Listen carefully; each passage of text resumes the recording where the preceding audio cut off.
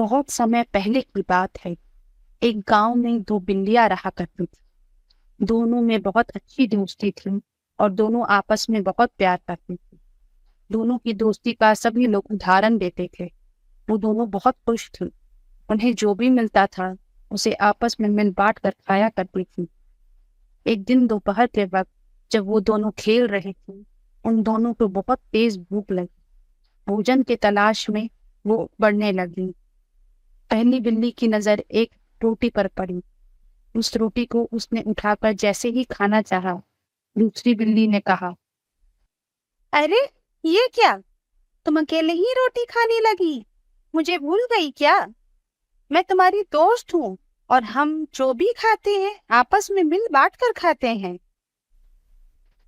पहली बिल्ली ने रोटी के दो टुकड़े किए और दूसरी बिल्ली की ओर एक टुकड़ा बढ़ा दिया। यह देख दूसरी बिल्ली फिर बोली, यह क्या? तुमने मुझे छोटा टुकड़ा दिया? ये तो गलत है। बस इसी बात पर दोनों का झगड़ा शुरू हो गया और झगड़ा इतना बढ़ गया कि सारे जानवर इकट्ठा हो गए। इतने में एक बंदर आया। दोनों को झगड़ते देख वो बोला, अरे बिल्ली रानी, क्यों झगड़ा कर रही हो? दोनों ने अपनी दुविधा बंदर को बताई तो बंदर ने कहा, बस इतनी सी बात। मैं तुम्हारी मदद कर सकता हूँ। मेरे पास एक तराजू है।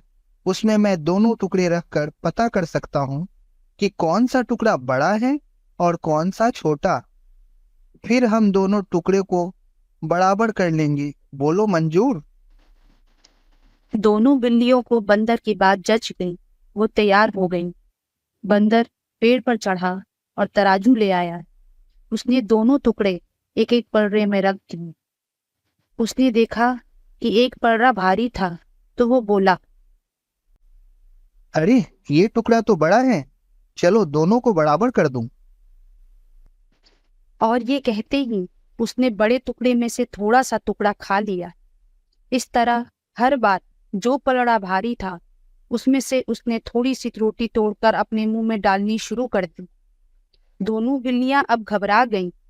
वो फिर भी चुपचाप बंदर के फैसले का इंतजार करती रहीं। लेकिन जब दोनों ने देखा कि दोनों टुकड़े बहुत छोटे छोटे रह गए, तब वो बंदर से बोली, अब चिंता ना करो, अब हम लोग अपने आप रोटी का बंटवारा कर लेंगे।